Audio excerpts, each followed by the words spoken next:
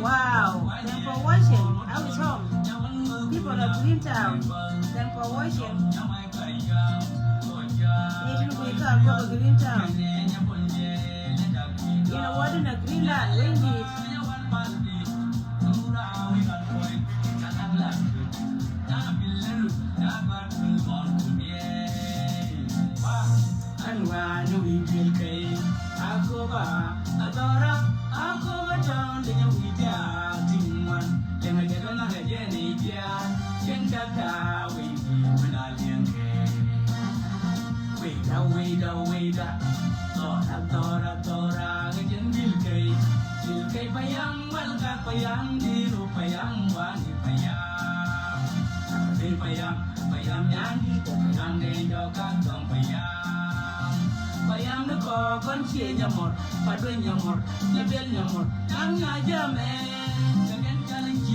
Kakuma Wendy, Kakuma refugee camp, thanks for watching.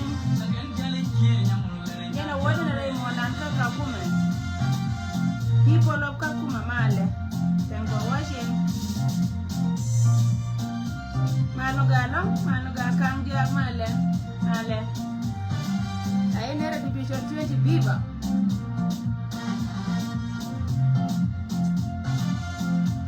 Yeah, Changata, we did a Macam. I'm good. Brother Yuan Man Magalong and up, and she's doing very well, my dear. Male. And you just miss you guys, Miss Male, and the Ache, Division 20 Viva. Male gan Mardia, Nerka Male, Nerka, Unity State, Counties Kadangbaro, Mamma Mondial Male, Mania Borgio, Miss Yamari, Dial Male. Malmago long counties Gondang Baroko Unity State, Nerka Mala Mago long Doran Kala Jori State, Nerka Mala Poi State Mala. Be state man mago long say neri and I miss you guys. Say join your mat. Halawoni and doctor check 5 years. So she miss and the neri Kamala go and the other and it's in yen man mago long panan garmission or well dal to man mago dear brother Male did a long male shiner Kamale. Nay dialo conisia malchia munte nerka mala mago ner division 20 kachanga wala me Elizabeth Male did a long. Yeah, Greentown, yeah, cover Greentown, thank for watching. I was home. Hey, Nelly, dear, Nedonacon.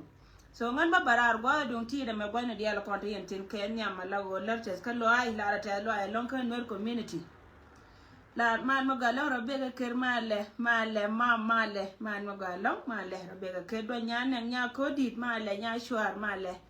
Two John Midi, two long, two duelet, duelet, Mede Male, Yawa. Kiner kama the big cheese, so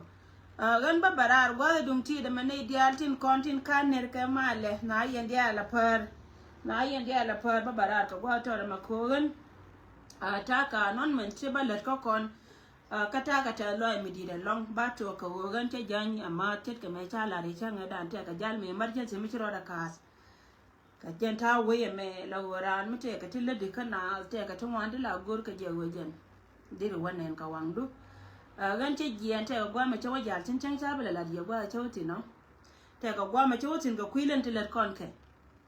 te gwa ma che tin gwa la ma che tin ke 3 days che tin che hotel gwa me be ka ngara ko kantin dia la kon te la we ka ngara live kan kana ka roda ke ka kui ka mi che ka wona che lu jo ka ma ta mi che lu gwa nyura da yena ne ne wo jen gwa la ro tin na mani sia che bene la wo che ku lu gwa nyura da ken nyam bata lo da la army community ke le ta lo mi di da long ka chang bas day kada pe ni dia tin kon lat ka nori ka kan ka war ka da chang da te cha ba da cha cha kan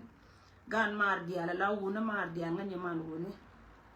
mare dial nya mare dial te ko de chianga wi happy birthday che lo de che te la long le men ngan me che wo gwa ye mi se nyukun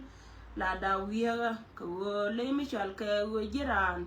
nyo ka jinna wo doru gwa ga long la wo ngare te ka da me gwa na ta ti na ta me ngai je gwa wo ga na me bi le down ngai je gwa wo nwer community te le ra mi ro de je ko lo de ke le mo le je ka nwer community na ro de lo de te long nya mar dia te chata nu kun pel ka kui ko jen biang wo happy birthday gan mar dial mama na ka dia te changa choba kan ka telephone imagine ta ke gift mi cha ja kan ala wo wande lo wala ra rode te kara mi chinga ja ka gift ka chang birthday kada ra mo chinga ja ka gift mi chak te ga long ka chang birthday kada lo wala ra rode kan nga da ka lel ala wo jen che be jen gift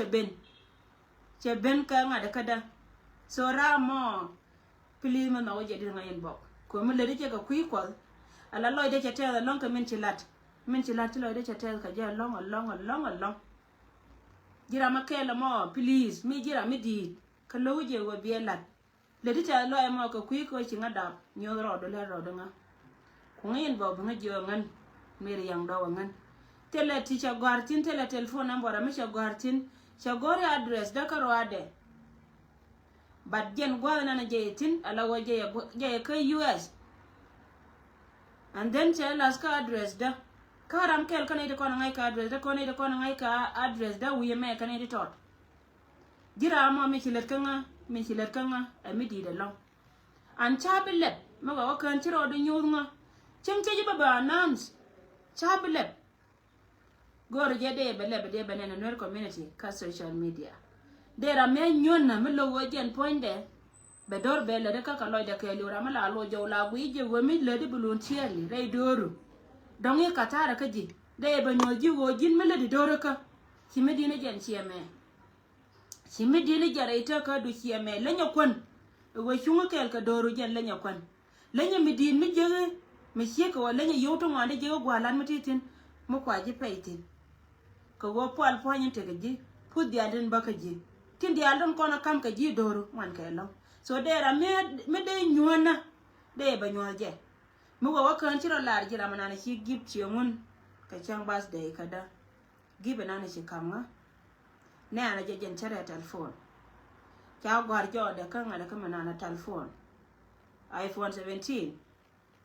but tablet without do banga e wojin ngame jeje ka kui ka mi shi ka wono lar ta lo ka chang bas de kada yene dia te kon ti lo de te lo ngan cha bu lo ga chul ye ko ga na ra mi nyon ka ngan te la ngan lo mi che ka lo dun ngan cha ngwa nga je long che ka ye dum lo wa cha ngai cha nga da be do ro ko ma la ye chula min che lat ran mi nyol ka ji min la de go go ga la ja je ka bu mi ka jen ba la ngi ro go jin nga ka kui ka mi che war che do ra ke le la ta lo ai gan ba ben gwa me ta ka non men te balet ka kon ka kui le ne te kon lat ke kon te kon ka lan ma gwa me chala da kwarman ka Australia kwarman nan lat kel ka dama na ni Simon yeda kwarman lo ka Australia cha lan ma gwa chela da long ka kui ka te dia te kon te shol kon ke ka wo ba gad kon ba kon lo ken kwarman ni nyama yan chilo de te long ha za me nya ndo te report don cha je ko jen an la boda roi ni siang ka social media wo gun ne jibo ni kon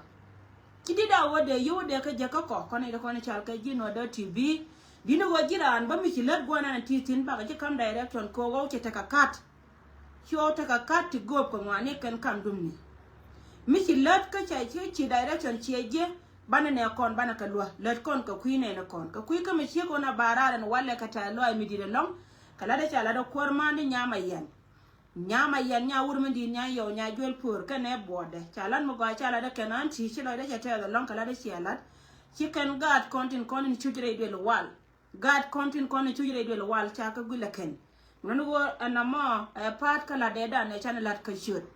sia jo weda ne chala ye guard kun truno da tibi chiala let ka gwade so lara korman loka dor me chal ka Australia lara jata lo long nyama yan kene timde mulono wa chi misi dun che ka muktab dan gwa na ka kwa kon diartin cha je na ka changa da na chila da me tati na cha je mulono wa jen point de bara ne changi de balari ya ka de nuwar balar me na chiala che kan long ko wa gan tina me che changa chawuti again wana me bara nyoka bara dan go jen lara ne dialtin content chal ke lara law dial te dor me chal ka homa Nebraska lara ka ta like US ka gwade da ne kite ka mikiro da latte ka mikiro da labanga yeken so ku ka mikiro na shila da chates ka je yene tin kona te dor machal ka homo again to kon ka michal ka welcoming party mabalat kimandan ka nyadan ni nyaga lo ni nyan go ke shot ka ne family ga loria ke leo en go jen ba dictor ga le ga lo ba moy ka welcoming party mabalat ka chanka ka wan Saturday bewo I think bala the 20th bala changa janaro che changa janaro wudi kan ngara ka no go sorry ka kuy ka mi che ka wona ka jen wan tat ka wan Saturday bewo cha kula we biya ka yen che mara ko dial tin kon yes run ka Saturday bala changa jandangro cha kon dial chole family ga loriek mitekel ka nyimandan kamandan ni nyan go ga lo en go yen nuore dial wi mon kelo to ka US ne dial ko ni chal ka law borshar jikan kitin chanya kir no redien alaman nyowi galie galo so cha ye chol family galo riek family wurmen di che chol gwana to yentin en go yen de yen changa mo de jawo de yen wa celebrate kel ka ke mulo go chi garan di de la ka chen che wo wini ta ka wo kan ngaro de la tane penre kori tin kon la karo de re mondan tele duo me chalan me che ko jen tika ta ka ga darin che tika ta ta lo gwa kel en go jen ba party na ma balat so on point the welcoming party na ma balat run ko gor ko kon di al kon de kon chal ke jomwa en go jen de kon go gwa la ma en nuor me lo gwa na te tin chai shol family ga lo riek chi kwar che nya ga lo ala kwar ma nuor kanwan dana la po ma shelede gal nung nuor kanwan to kon di al chol en go jen bia ben bia la da mo bia balat kel ke je so ka roi mi che ke wona gore je wo bia te ke lintin yene tin kon chal ke ji wel ten wal dan ma chal ke US en go mi ji nuor linga ka tong na gwa ti tin cha ji chol family kaloriek en go ba na mo ba walat kel ajaro ina cha ala da kena na mo again wana me to kon ka gadan mungai kon di ale me la te tin hyang gadan ni di jango jen poinde chale gadin di jango gadin me dan che jen ka party espele mayu meta pingara machar cha okuito ka party espele mayu kid gwang to gwanan tetin kada utiti ngan nyando palgan parties da utiti ngan ke parties da to na kan yal kel ko wo gurmi yal ke choindol gurmi ko kon yo go no rakel ka to kon yo go jen be lukel kanwari chenga da ne chika gwai kana garman gwai chika gwai tino kan chonyo gorje ba kon betre ja dora mani tamrai to da na ja nyuro gwada menana tetin ka kuika mi chika wona te ka gadi chu kora medan ko wojen me ladde chuong je ne chukule to wala me cha gwana na garma cha yen ka je kine to wana kan chika wo kora ko gor ka chuong kan so chenga da na chir na mo che to chi gadin cha wo gadin tamrai to da ne che laro officially go gan jen che luin ka espele ayu meta pingara ma cha gwala gorje wa ba non chet ka men che lar kon ka che lar ngo wojen ba lar ne kon so bayinyo kamiti ojiba wo gadin welcome back party dan wore utiti kan dial kakel kan ngangan nyanda opal kakel wurme lo do long antemere wuni dial tin konen chalke wuni nuore wurme chalke gar weidol ko go gar weidol chenga chi ga kana daman betray be ke jogda yedja che wur mi chal ka par ko kana ta bande nga che ka len che da die ne da na chi je ne chi ga ka ma cha ri ro kam jam che len so te lo le lo ka chuon ka ma na mo gur mi chal ka gar we dol wur ara mo gur mi chal ka ri ma cha ran chi lo de te ka ne da ro ti ko wo je ne da ra ma no te ri ma cha pa mi chi wo gi je gar we dol je gur no te ri ma cha ka je gur no je de ri ma cha de ro ko wo che gore ko ri ma cha ka che gore be ye ro ko jo ne je lan na je ka ga nu no bana ti dia la ke a je ri do no no je no me che ko wa ka kan dit kon dia la politician la je good politician mi rep karan karun de rep karun angar we kan de ko ne da ka ken ka kui ka mi che ka wona chi la da che tes ka cha ga da ne di jango che je welcome back ka party da ne di chi lunjo re to ka mi di me dan chi wo kui to ka chi jen re to ka chi wo kui to ka mo lo no jen luin ni re kamal ka cha je welcome antin dia lo kona be ga dan ka lat from today onward ka yen kume el feri ayu mi to kon dia tin so na ma jena de gorde nyoka lar kon chi ka kana non man sin to kona de no ba ben ka activities te dia te kon ne chana ga changa dan ko kon chana te kor ni sar ma ne tame to kore kur ni me chi kor che tore dar mi chal ke naser che waka pan ga te bere lo ka che te ka timwan te cha pal kalatin kon lot ka na community ti la yendi ala di yen nuer community wala yena goro wajen fanken de kala de kamare bala jo ye wo chi ke chat te cha pal ka tinine to kon ka non men de la non kare di che ka nyen birthday ni to kon ka non men ti de no re ti che ka to kon ka interview ni to kon ka ne ti de la bagre to gor ko de nuer community de la la ken mete ka mi lot ke wajen mete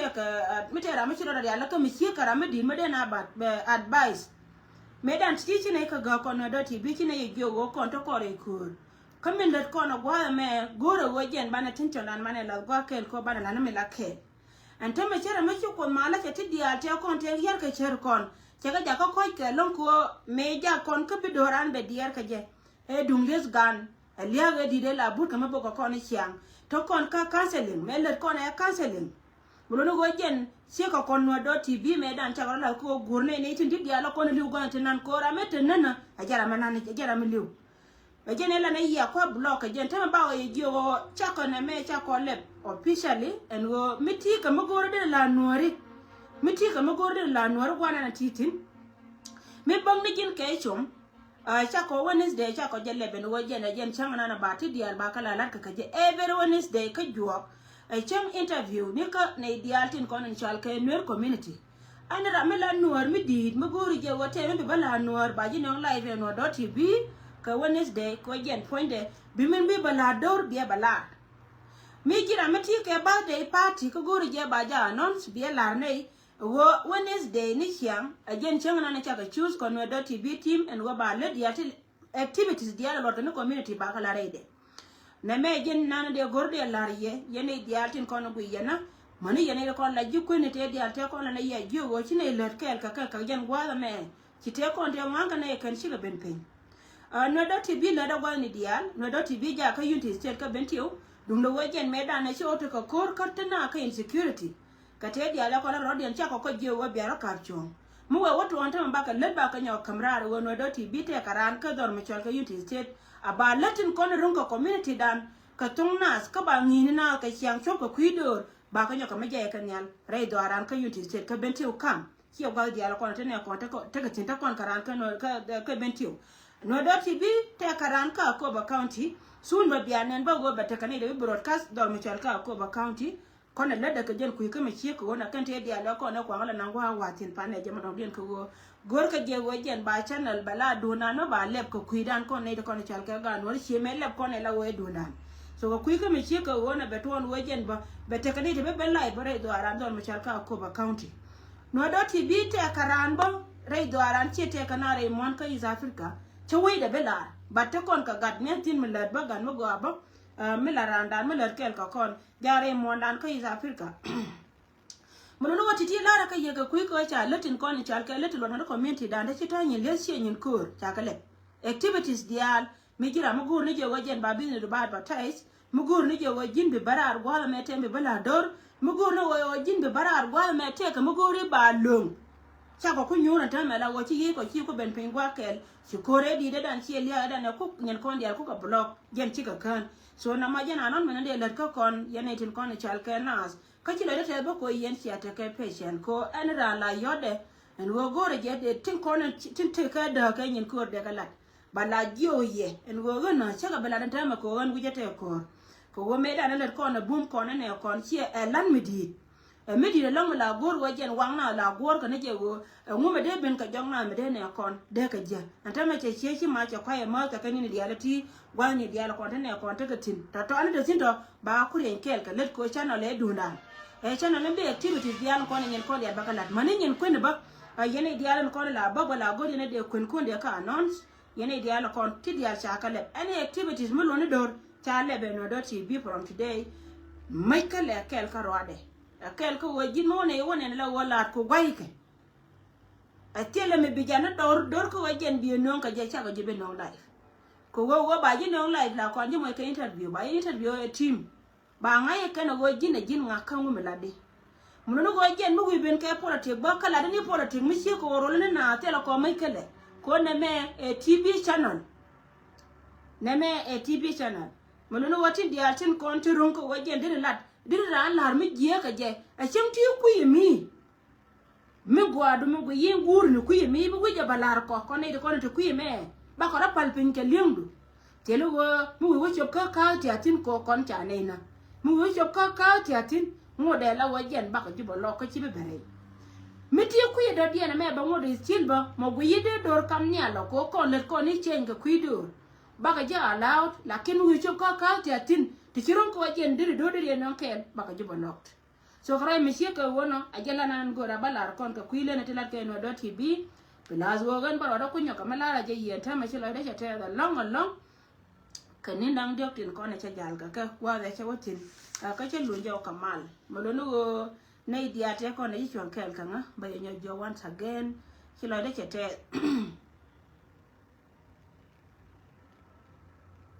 ya dunga tanye Equatoria ma ngode still she clear man ni nyen juba te kono charo de la de kono ti ka je pala ka tet ko ngante ka tugoro go bare den kon jol ka mille nyakatin te ka tugoro ko jen te ka do te dub daro to nyatin kan go daro to kan to den kana ka den kan ngai that's why kwaje balantame dunga tanye Equatoria ma lebe mo wa gwa meton nyatin she yo ka tian ka kon she maybe le say dararun de lo rar ka je pilautin kon lat korore ku me jino to dan ka kuilo ngondi sie ka kuite gien gondi te ka tike liangtin ba ka te gora bara tin ta me ko wojen te ka ti gora wo be kon parara la wa kien jen kwana na ba peti na mo yene ka dialtin kon la yena gur ka no do tv wana me te ka ne te ka ngada ka te ka ne te ka business mana to ka mante cha business ala da ken ala kon ne te kon chal ka no do tv go ila gui ka nei gwela gwi kana igwana na tena itila na ye gurdu gatin kona teka talent gatin kona teka talent kamelat keken so la ne ka gur ala wo la ne ya gur wode ne rande ne promote and promotion ma te tin ko te kana de chaka select tilat ka letu go ken kan wer community ne kana tin ko lat ke comedy ken kana ne tin kon tin lat ke business aken kada utiti ka te kona chen ka dora ken ko rami ja lo iran ka bete ba to ga bedol ramkel me gorje wajen de support ramija lojiran ko wajen diri tog diri edol ramkel me gorje wajen point de support ramkel ba ramil business me news man chip especially man ala mante ka mangas ka ken me le chawran gwana te tin te jagora da ngade ko de gute da kura lo mite ka tama de cha te pa ilinga kana cha ngai go wo jira na wo wuri wurnga ko wurnga ajena na kula go shin gurne yo baga tama no konte tite pintirante ka duor ate ka meli to no duor ba ko be nyoke wo gurne dial kele jena kula go chin te ka mali ta ka select gwala me plus god kon lat ke comedy ken en go jen mo ne ko lo ba ka je ka kali ko na ba ko lebne lada ba ka ne lada wo jen ba ka no life ka ba ka be nyoye ka gora support dunyen ba yene dial tin kon en chal ke no community tin kono ko kon kararan tame boyni diala kono to kontin naga ke man kon tin kono ko kon karar lat ke man kon tin kono ko kono ko jur lat ke man kon te ka man te cha kwan cha ka kamra ra kan te ka kwan mun go te me wi ka wi mit ko su a gor je de mit ko su de ra ga ba wo de mit ko su ne ken ko chi yo chi ka bel wo ka jur be wo ka ne kon te ka man ko ka ringa kan te ra ma de la lar ko ne ti cha ring cha ma ringa je number 1 te ka man ko ka ringa kan man ta ka man te ko je ba ne business den ba ne be no win mon en wo me chim te ne jin ka party chi chim te ne jin ba gwa ti ti no dere deliver dere la dere ring dere ko ring mo gwa ma cha ngai gwa ko ring ma ne ne ma te ne den ka ring mo lungan kana ring jo ni mun no ra mo gwa wa yang wa na ti ne ne je mun no go me ko ka ring ra ma la randu che ide me ko ring jo ko che ko ring mol be je ko ring yang cha da ko wo ba cham che jen so te ka man cha bin ne ring cha le ba ken ai to go ne ko ba ka nong lai ko ba ka nyo ne ko ne tie ka ke go me chim te ne ka party bira mo bi chol ko biri le bi chol ne party du che por mo na mo ka jen ba che mi di ni jen ba che let ka doran mun no ba ko na ne cha mi sina be te ke di wo dong te ka mi je ma te akel mo gwa na mo to kon ka man de let ke let go ti che ka man de ko ke bi ni ken anta ma let ko na re mo dan re wi ka sa Sudan te ka me cha yin te ka lawo me cha yin lawo na mo lawo me che wo lawo jen che mo ka po mi te ka ngara ka te ka tiene te ka man de let ka li to man te la ko ka man to ka man kon nur community ba ka be nyo ye wona na ti tin dai wi ka Africa diri oda diri lat ni ko ni de kon arba mukuri je go wajen bete ke ngai mene bilat de ra mo de chure de banyoji mi cha nyoji dir wo ka je ka de ka let ka ji ti la ka ga te la wo ko ko tukti ani mi cha mo ka design ga je te ani bi mi te ka biel ngai ne go ani bi ne kwa ka la ka te so ko ku ka mi chi ko wona mate ka ni de cha la ti cha ka do ba ka re doran a jen kam dor nyala na mo so te ka mani cha ka select chi te ka ga dol cha ka select ti ba ko nong live ko ku ko wodi ko wajen ba ka be nyoye kama gor wode ga to kam nyalo kam ro dan nyan so na ma jen ande ya sorry uncle bai ba chal jaw chi ngayo da ka ta ka live sorry bai chal jaw chung le nyoyo da kan bai chal jaw ya ne yoda medida so gora bela ibe nganga so rai me janan de gor de ganer yet kon yene ideatin kon go yana gwa me wo kam ne dor kam ne janyal kala de to ka kala de kon tetin go jen bana ne kon bana kala kon support bana ran jo wo mele de gwa ga ngana ta ma ja yana ka bum ka ngama ne yana ma nganya ndo che yo ne me kolar ka to wo jen kora akwala ye ka to ndi mana ra me go yinga na gwa nan tete shi wo che be shi ka ne ideal kon lat ka ngwa ke kede chi o ede chi ne diara kono chi kwe ne diara kono kwe de na de ko ti roda be kelo ko ne changa da na changa go bo ma changa lon ko wajen point ba ngana ndu mi je chi ne to waro den je la roda je la gor je ba ngata lakin ko ti yen ke la ti mari de kono te ko kon ke rin nan ko ti yen ke ka nga la ti mari te kono te ko kon ke la pale mi je me de la ko kuidun ko la waje mo wi wolim betedi mo wa wolen nga betedi jen peza na mo non wara an pia ga jekete di sem ka gar kono ci barar ke comedy te ka ga tila te ka comedy mu ko ne ken ka ga ti ni ne ken ci ka do na to na ne chal ke nya we ka comedy mu gwa che kamra ko to kono lade ni chiang ka ku ko je ya la dan ngar ka jangara ne tete do ina ko ngan tete ka offline ke 3 days so ci ne to man bagare ajana na de gorde lar kono na mo ka kalet kono bana lar ka gwa to do ka beno baroda ko garar ko mala ko te ker ka ya an chilo de te long la te long ka chang bas de ka da chang ai wo dor te ker ka nga la go jira na shi git che ya la ka nyon ro dunga ko wo ma wata lo da balar ba riet ko lar ko wora mi ci do mi ci ja karan go bi ri la te ka rin mala lara na chang che balare na ta ka ta lo mi di long mi di lar ka ku ka mi shi ko na bat ko ji jinga da ro dunga thank you so much guy baroda ko garar ko mala te ker ya bye bye ne je